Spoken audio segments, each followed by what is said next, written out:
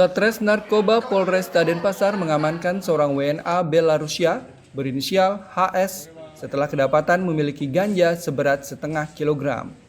Berdasarkan hasil penyelidikan sementara, HS diduga bagian dari jaringan narkotika internasional dengan pemasok dari Swiss dan Georgia. WNA Belarusia berinisial HS 29 tahun harus berurusan dengan jajaran Satres Narkoba Polresta Denpasar usai menerima kiriman paket narkoba jenis ganja seberat setengah kilogram. Pengungkapan kasus ini berdasarkan informasi yang diterima oleh petugas dari Mabes Polri dan Bea Cukai terkait akan adanya pengiriman narkoba jenis ganja dari Swiss. Setelah diamankan di sebuah hotel, petugas melanjutkan penggeledahan di tempat tinggal yang bersangkutan di kawasan Ungasan, Kuta Selatan, Badung, dan ditemukan narkoba jenis kokain seberat 33 gram lebih. Tersangka mengaku kokain diterima dari seorang rekannya yang menyelundupkan narkoba dengan cara menyelipkan di koper. Diduga kuat barang haram tersebut akan diedarkan oleh tersangka di wilayah Bali. Petugas kini masih melakukan pemeriksaan mendalam terhadap tersangka. Kita berhasil amankan di tempat sebuah hotel ya. Hotel memang sudah di mapping oleh anggota, sudah profiling. Nah, kemarin malam tempatnya berhasil kita amankan ya, berdasarkan kerjasama dan informasi dari rekan kita ya di Dir4, Bareskrim maupun Polda Metro Jaya ya, Direktorat Narkoba Polda Metro Jaya dan Bea Cukai Pasar Minggu ya, daerah Daksel ya. Kita koordinasi, dapatlah informasi ada kiriman paket ya ganja. Nah, berhasilnya kita amankan ganja kurang lebih seberat 500 gram. Ya, dan pengembangan kita di tempat tinggalnya, di tempat penginapannya ada temuan baru kokain ya, kokain kurang lebih seberat 33,69 gram. Nah, ini kokain ini hasil penyelidikan awal kami didapat dari rekannya, temannya dari negara Georgia.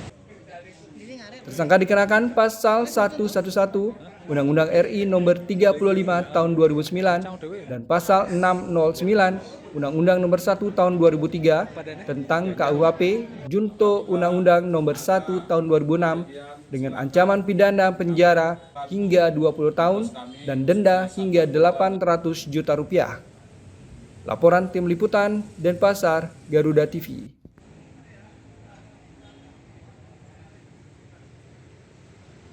Dua, tiga. Ya, beli.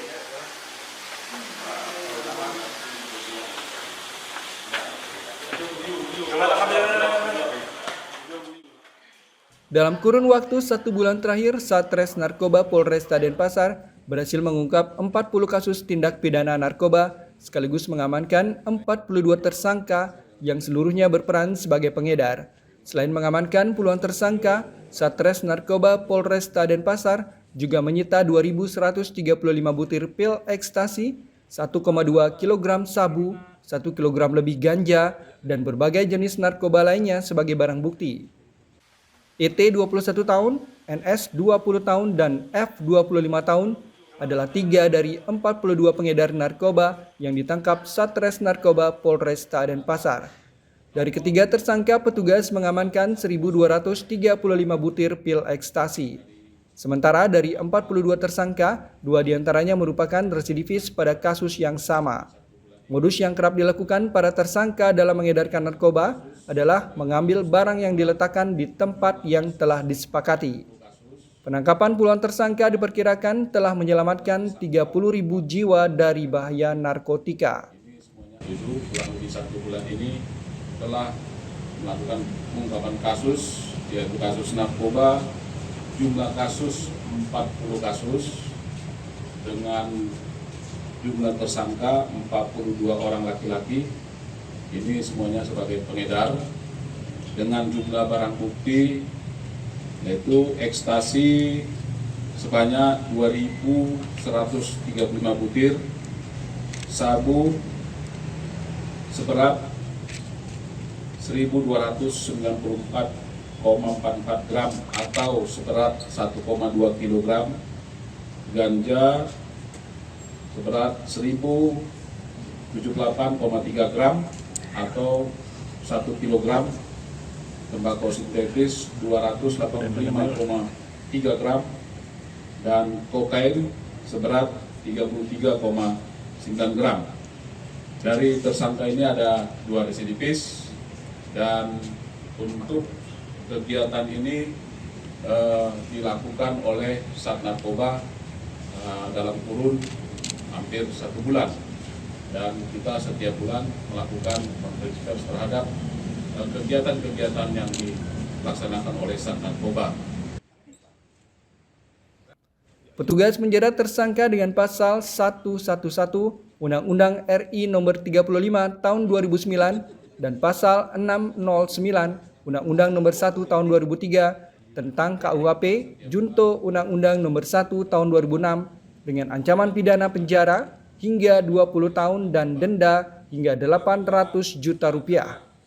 Laporan Tim Liputan Denpasar, Garuda TV.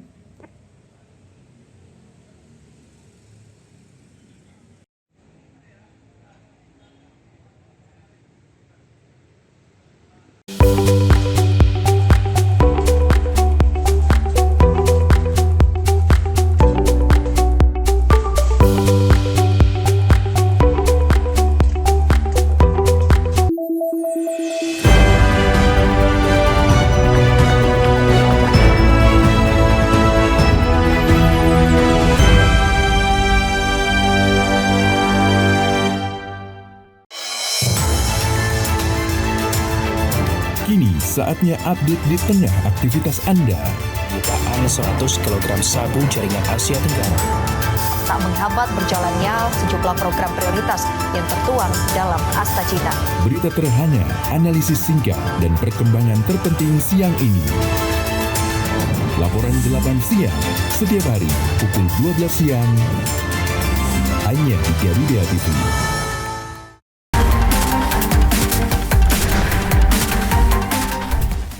Mengungkap kasus kriminal terkini di seluruh penjuru tanah air. Ulasan tajam tanpa ampun bersama para aparat. Tak ada tempat untuk lengah. Informasi penting yang membuat Anda lebih waspada. Kriminal Plus 62 hanya di Garuda TV.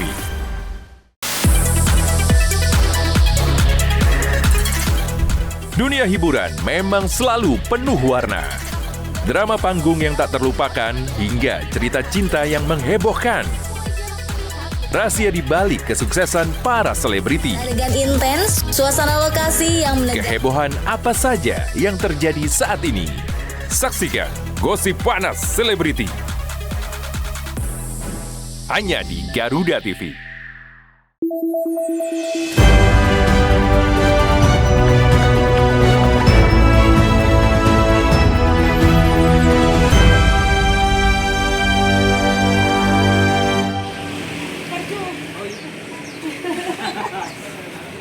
Anda suka itu.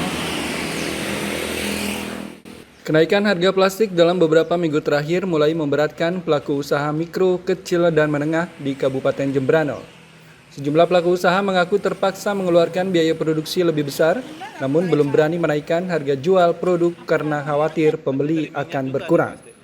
Kenaikan harga plastik yang mencapai hingga 40% membuat beban produksi UMKM semakin tinggi. Sejumlah jenis kemasan mengalami lonjakan harga, diantaranya gelas plastik isi 25 yang sebelumnya dijual seharga Rp7.500, kini naik menjadi Rp10.500. Untuk kresek unyil, harganya juga naik dari Rp4.000 menjadi Rp5.000 per pak. Sedangkan pembungkus plastik ukuran tanggung isi 50 lembar yang sebelumnya Rp7.500 kini menyentuh Rp12.000. Kenaikan ini telah terjadi sejak beberapa minggu terakhir dan memberikan dampak langsung pada margin keuntungan UMKM di Jembrana. 25. Ya. Kenaikannya berapa? Dari harga 7.500 naik jadi 10.500. Itu isi berapa aja? 25. Yang ukuran 18. Ya, ukuran 22 juga itu juga. Kalau kresek? Kalau untuk kresek dari harga 4.000 kayak ini yang panjang ini nih. Naik jadi 5.000. Itu yang paling keras kresek apa tadi? Kresek besar kayaknya nih. Ya, yang besar. Besar kayak gini nih. Ya, itu Yang berapa ini. sekarang harganya? 12.000. 12.000 Ya.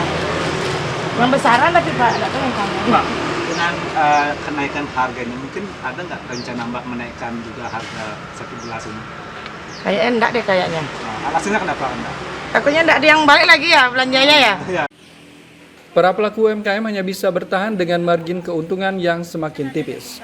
Mereka berharap ada stabilisasi harga agar biaya produksi dapat kembali terjangkau dan usaha mereka bisa tetap berjalan. Laporan Tim Liputan Jembrana, Garuda TV.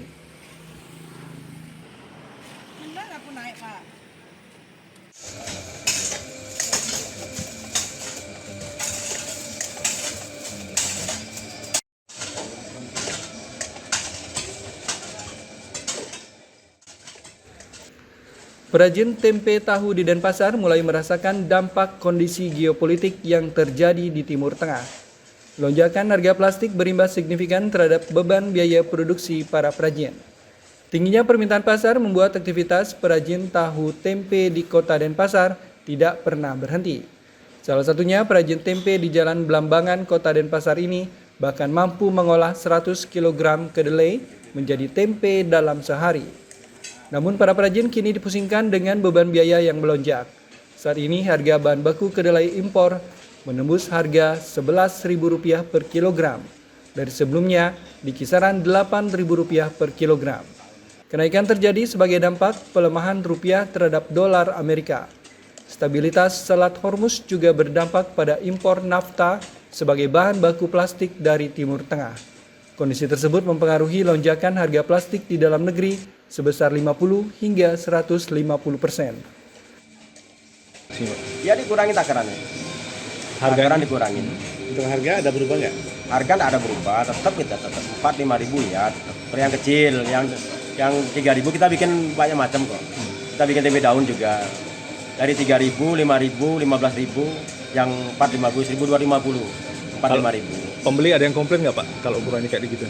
Insya Allah nggak ada. Nggak ada ya? Yang penting bahan ada, bahan tempe itu ada yang penting. Harganya tetap gitu Pak? Ya tetap harganya. Pak, selain kedelai apalagi yang naik nih Pak? Plastik juga naik. Dari berapa ke berapa itu? Dari kemarin ke 21 jadi 25. 21 kemarin 21 ribu, sekarang 25. Kalau menurut Bapak apa sih Pak penyebabnya Pak naik harga itu Pak? Banyak kendala ya biasanya ya. Faktor ekonomi juga bisa, melonjaknya dolar bisa. Ya terutama ini kalau kita pikir perang ini. Perangnya Iran Israel sekutu Amerika ini. Bisa berdampak ke sana juga bisa. Menurut perajin, menaikkan harga jual bukanlah solusi karena berpotensi membuat daya beli menurun. Satu-satunya cara yang bisa dilakukan dengan mengurangi ukuran atau takaran kedelai untuk setiap potongan tempe dan tahu. Harga jualnya tetap dipertahankan di kisaran Rp5.000 untuk 4 potong tempe ukuran kecil. Meski demikian, upaya tersebut masih kurang maksimal karena berdampak terhadap menurunnya margin keuntungan. Laporan Tim Liputan Denpasar, Garuda TV.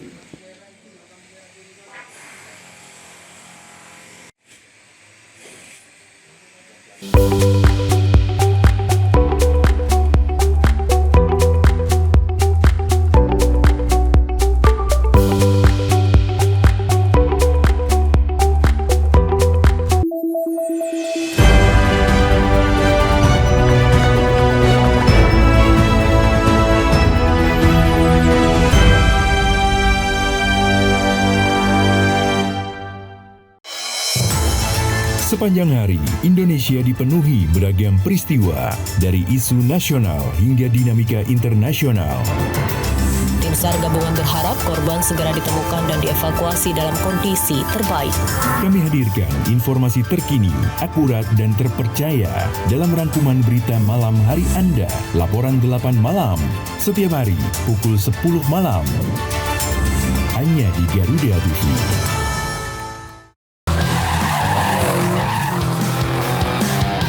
Temukan semua hal menarik tentang otomotif di sini. Pembalap harus mencetak catatan waktu tercepat. Dari inovasi terkini hingga aksi seru di arena balap, kami hadirkan. Informasi lengkap dari nasional hingga internasional. Saksikan Otomotive hanya di Garuda TV.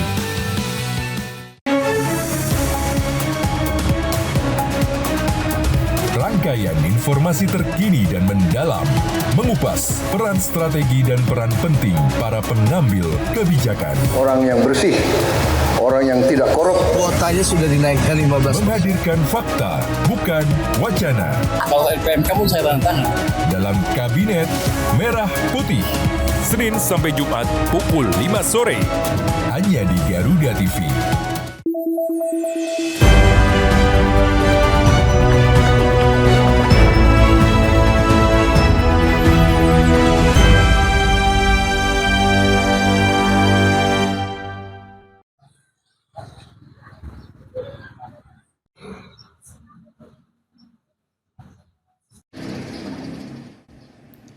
Samsat Buleleng mencatat ada sebanyak 90.000 lebih kendaraan yang masih menunggak pembayaran samsat di triwulan pertama tahun 2026 ini. Tunggakan tersebut diperkirakan mencapai 37 miliar lebih. Tunggakan berasal dari sepeda motor, kendaraan roda 4, bahkan kendaraan mewah juga ada yang menunggak pajak. Dari total 90.000 lebih kendaraan tersebut, sedikitnya ada sekitar 37 miliar tunggakan dari para pengendara di triwulan pertama tahun 2026 ini. PLT Kepala UPT Samsat Buleleng Komang Agus Udayana Putra mengatakan jika tunggakan ini baru sekitar 2,5% yang sudah melakukan pembayaran di triwulan pertama. Sementara untuk yang lainnya, pihaknya masih melakukan upaya agar para pengendara bisa taat di dalam membayar pajak kendaraan. Ia juga mengatakan jika di triwulan pertama tahun 2026 ini target PKB sebesar 85 miliar sudah tercapai di angka 25%. Sementara target BBNKB sebesar 72 miliar sudah bisa direalisasikan sebesar 27%. Pencapaian ini lebih baik jika dibandingkan tahun sebelumnya. Bahkan untuk menambah semangat para pembayar pajak, pihaknya juga membuat gebyar pajak. Sementara itu, Kanit Tergiden Ibtu Komang Parwate mengatakan pihaknya mempermudah dalam pelayanan samsat kepada masyarakat dengan menyediakan fasilitas drive-thru maupun samsat keliling. Untuk pencapaian triwulan pertama, di triwulan pertama ini dari target 85 PKB-nya itu sudah kita bisa realisasikan di angka 25%. Lalu target BBNKB kita di angka 72 miliar sudah bisa kita realisasikan di angka 27%. Jadi melihat perkembangan target di triwulan pertama dibandingkan dengan target 2025 itu ada perkembangan menuju ke arah yang lebih baik lah. Penerimanya lebih baik dari tahun sebelum di tahun 2025. Di 2026 ini lebih baik pencapaiannya. Kepolisian untuk menekankan kita dengan sosialisasinya tetap kita sesuaikan dengan ketentuan dengan pasal di pasal 62 Perpol 7 tahun 2021 tentang registrasi dan identifikasi kendaraan bermotor dari dan ramor ya, khususnya persyaratan perpanjangan STNK tahunan. Nah, kita tetap sampaikan ke masyarakat dan kita sosialisasikan itu sebagai persyaratan itu tanda bukti KTP, STNK aslinya kan, dan kalau memang tidak ada KTP yang asli, kuasa juga boleh dan dilampirkan bermaterai kan gitu.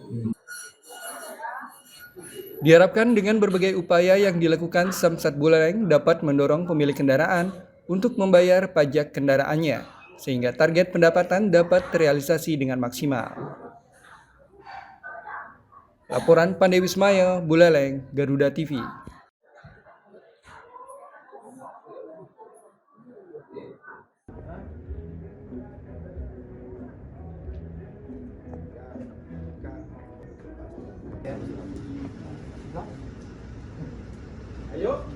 Panitia khusus atau Pansus 3 DPRD Karangasem turun langsung ke lapangan untuk melakukan pengecekan terkait kepatuhan perizinan usaha di wilayah Karangasem. Kegiatan ini dipimpin langsung Ketua Pansus 3 Iwayan Sumatra dengan didampingi Wakil Ketua Nengah Karyawan serta melibatkan Camat Abang dan perwakilan dari BPKAD. Peninjauan dilakukan di wilayah Bunutan, Kecamatan Abang, tepatnya pada salah satu toko modern berjejaring. Selanjutnya tim melakukan pengecekan ke kawasan Sunset Point Ahmed. Di lokasi ini Pansus 3 memberikan apresiasi karena usaha tersebut dinilai telah memiliki perizinan lengkap dan tertib. Bahkan disebut menjadi salah satu ikon Karangasem karena mampu memperkenalkan daerah hingga dikenal luas. Ketua Pansus menjelaskan persoalan perizinan usaha merupakan hal yang kompleks karena mencakup berbagai sektor mulai dari UMKM, usaha kecil, hingga toko modern berjejaring. Oleh karena itu, kegiatan ini masih dalam tahap pengumpulan data dan belum pada tahap penindakan. Pansus juga menekankan pentingnya kepastian hukum sebagai salah satu faktor utama dalam mendorong iklim investasi di Karangasem. Prinsipnya dalam penyelenggaraan perizinan itu adalah pelayanan. Jadi pemerintah dalam hal ini bagaimana pemerintah itu menjemput bola, artinya memberikan kemudahan kepada masyarakat sesuai dengan peraturan perundang-undangan yang ada untuk bisa mendapatkan izin. Di mana izin itu adalah sangat kompleks sekali, tidak hanya masalah perizinan secara administrasi, tapi itu berdampak pada pertumbuhan ekonomi, investasi, peningkatan. Ini turun Pansus 3 dari DPRD Kabupaten Karangasem tentang perizinan, kami didampingi Pak Ketua. Kebetulan ini wilayah Ahmed, jadi kampung kami, jadi di Ahmed.